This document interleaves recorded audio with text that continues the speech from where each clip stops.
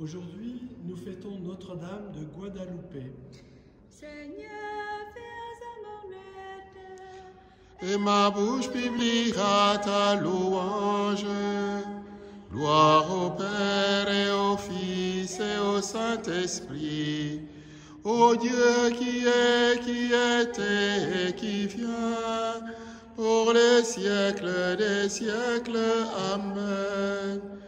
Alléluia.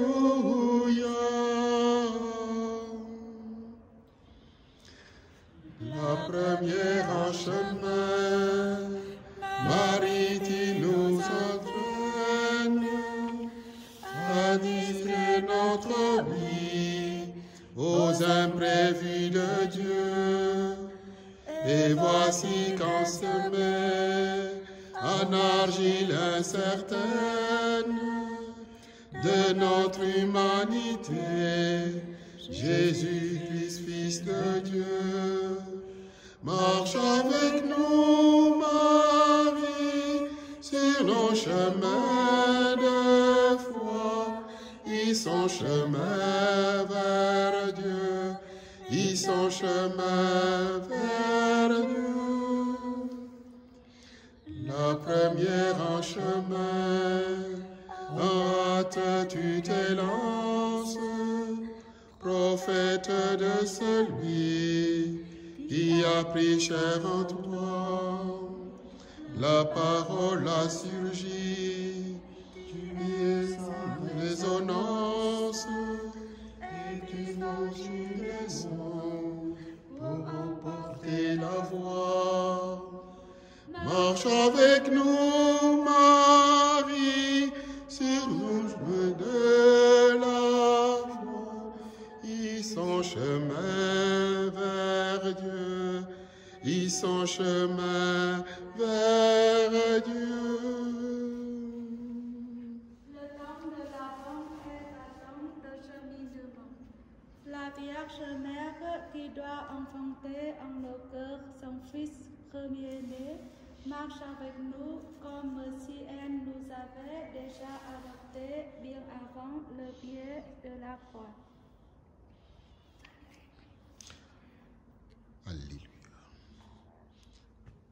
Alléluia, Alléluia, Alléluia, Alléluia, Alléluia,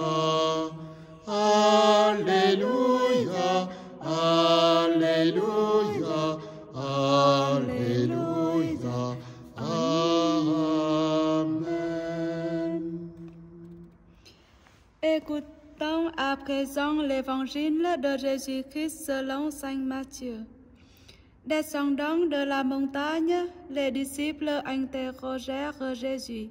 Pourquoi donc les disciples disent-ils que les prophètes Élie doivent venir d'abord? Jésus leur répondit, Élie va venir pour remettre toutes choses à sa place. Mais je vous le déclare, Élie est déjà venu au milieu de le reconnaître. Ils lui ont fait tout ce qu'ils ont voulu. Et de même, le Fils de l'homme va souffrir par eux. Alors les disciples comprirent qu'il leur parlait de Jean le Baptiste. Malachie avait annoncé ceci, « Voici que j'envoie mon prophète Élie, dit le Seigneur, avant que ne vienne le jour du Seigneur. Et il retournera le cœur des pères vers le cœur des fils et le cœur des fils vers le cœur des pères. Les Juifs ont toujours, comme nous du reste, voulu chercher à repérer les signes de la présence de Dieu dans le temps et l'histoire. Et les adversaires de Jésus sont de ceux qui prétendaient en savoir plus que les autres sur cette venue du Messie. Et Jésus de les surprendre, il n'est rien vu passer, bien désolant. Je vous dis qu'Élie est déjà venu. L'ordre est rétabli, le Messie n'est plus loin et même qu'il est déjà là au milieu du peuple. Et ils n'ont encore rien vu. Christ, scénario. Jean le Baptiste a fait l'œuvre d'Élie, marché avec la puissance d'Élie, préparé au Seigneur son peuple, prêché dans le désert, aplanir les routes, annoncer avant beaucoup.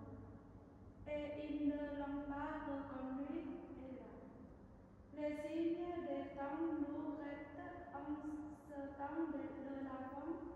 Ouvrons-nous les yeux pour entendre et voir. Dieu est présent à notre histoire, que nous imaginons au-delà des épreuves, une nouveauté s'invite sans cesse à notre quotidien. L'esprit de conversion et de rajeunissement souffle qui nous rappelle à accueillir la parole de Dieu et faire résonner de ses dons et grâces et puis annonçant le règne de Dieu. Prenons notre chant fil rouge de l'avant en paroisse. Préparez le chemin du Seigneur, ouvrez large la porte de vos cœurs, il viendra le Sauveur et tout homme verra le salut de Dieu. Saint Pie X, pape de 1903 à 1914, dans l'encyclique Ad Diem Illum Laetissimum, contempler l'Immaculée. Si la foi, comme dit l'apôtre, n'est autre chose que le fondement des choses à espérer, citation des Hébreux, on conviendra aisément que puisque l'Immaculée Conception de Marie confirme notre foi, elle ravive aussi en nous l'espérance. D'autant plus que si la Vierge a été affranchie de la tâche originelle, c'est parce qu'elle devait être la mère du Christ.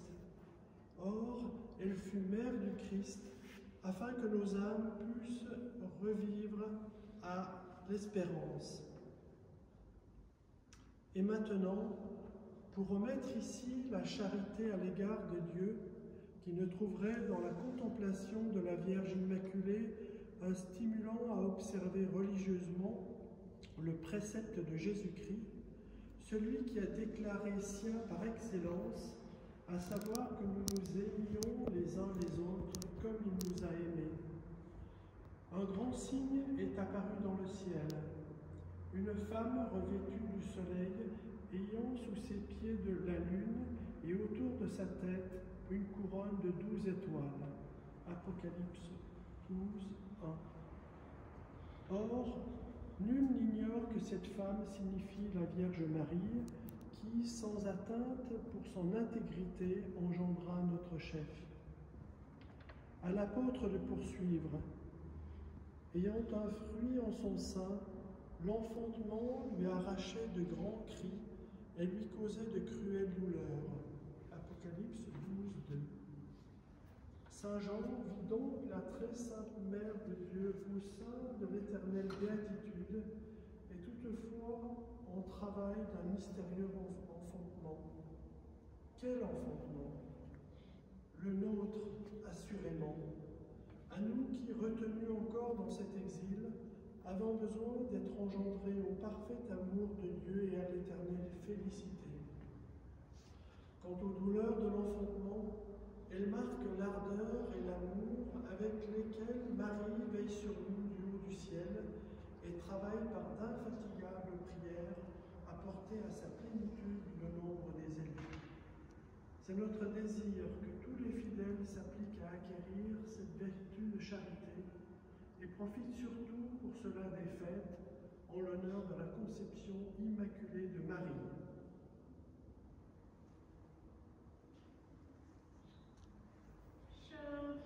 Salut Marie, comblée de grâce.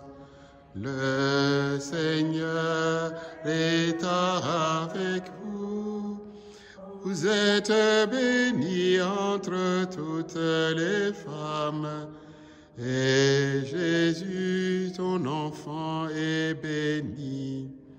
Sainte Marie, Mère de Dieu, priez pour nous, pauvres pécheurs, maintenant et à l'heure de la mort.